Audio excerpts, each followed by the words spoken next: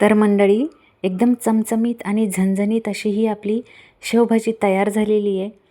तर ती बघूनच आपल्या तोंडाला पाणी येत आहे. तर ती कशी बनवायची, चला आपण बघूया. तर इथे गाठी शेव घेतली आहे, एक पॅकेट घेतलं आहे पावशरचं. तुम्हाला जेवढी पाहिजे तेवढी तुम्ही घेऊ शकता. तर त्याच्यासाठी इथं खोबरं घेतलं आहे, धने घेतले 2 चमचे, अद्रक घेतलं आहे, लसूण घेतले, कोथिंबीर घेतली आहे, 2 कांदे घेतलेत आणि 2 टोमॅटो घेतलेत. तर कांदे सगळ्यात अगोदर आपल्याला भाजून घ्यायची आहे. त्याच्यानंतर आपण तवा ठेवला गॅसवरती, त्याच्यावरती धने, ते थोडंसं तेल टाकून त्यांनाही भाजून घेऊ. धने भाजले की त्यांना आपण लगेच काढूनही घेऊया. त्याच्यानंतर खोबरं आहे, तेही भाजून घ्यायचं आहे. थोडंसं तेल टाकून खोबरंही भाजून घ्यायचं आपण. खोबरं भाजलं आहे तर तेही काढून घेऊ.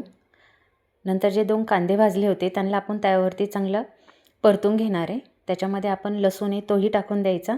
तेल टाकून कांदा आणि लसूण आहे तेही परतून घ्यायचं आहे, भाजून घ्यायचं चांगलं.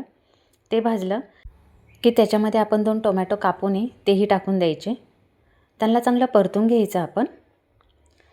आता टोमॅटो परतत आले की आपण त्याच्यामध्ये थोडीशी हळद टाकायची, म्हणजे आपण जी ग्रेव्ही म्हणू ना तिला छान कलर येतो. तर हळद टाकून झाल्यानंतर परतून घ्यायचं परत 1-2 मिनटं.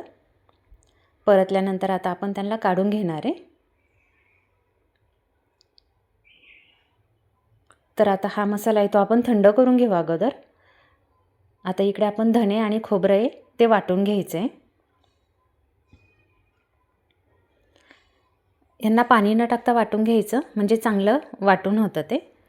हे बघा, तर असं वाटून घ्यायचं. आणि आता त्याच्यामध्ये आपण बाकीचे जे ओला मसाला बनवला आहे तोही टाकून द्यायचा. अद्रक टाकलं आहे आणि जो परतवलेला कांदा आणि टोमॅटो आहे तेही टाकून द्यायचं. तर आता इथे आपण थोडंसं पाणी टाकून वाटून घेतलं आहे. आता दुसरी बॅच तीही आपण अशीच सेम थोडंसं पाणी टाकून वाटून घ्यायचं आहे. त्याच्यामध्ये आपण कोथिंबीर राहिलेली तीही वाटून घेऊ.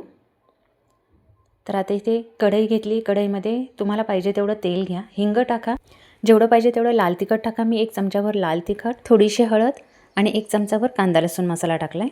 आणि घरातला मसाला आहे तो अर्धा चमचा टाकला आहे.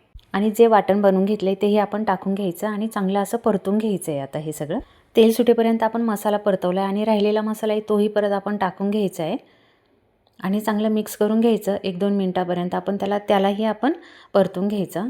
चवीप्रमाणे मीठ टाकून घ्यायचं आहे. आता मसाला आहे तो 1-2 मिनटं झालेत परतला आहे. तर आता आपल्याला जेवढी ग्रेव्ही पाहिजे तेवढं आपण पाणी ओतून घेणार आहे त्याच्यामध्ये.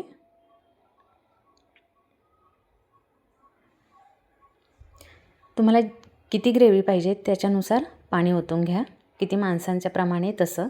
तर इथे मी कढई भरून ग्रेव्ही बनवून घेतली आहे आपली. तर आता मध्यम गॅसवरती आपण उकळी येऊन दिली आहे त्याला. तर अजून 5-1 मिनटं आपण अशीच उकळी येऊन द्यायची, म्हणजे तो रस्सा आहे तो चांगला असा शिजला जातो आणि छान लागतो खायला. तर आता इथे आपला रस्सा आहे तो तयार झालेला आहे. त्याच्यात थोडीशी कोथिंबीर टाकून घेऊ आणि एकदा मिक्स करून घेऊ.